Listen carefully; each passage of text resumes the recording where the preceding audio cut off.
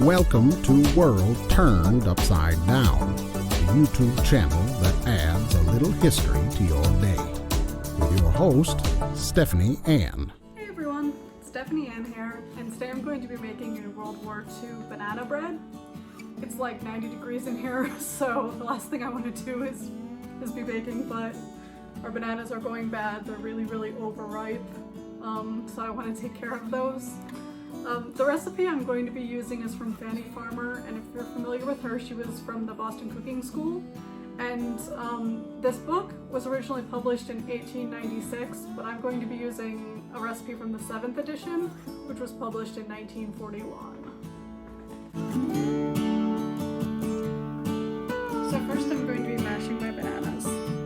They're really overripe right now.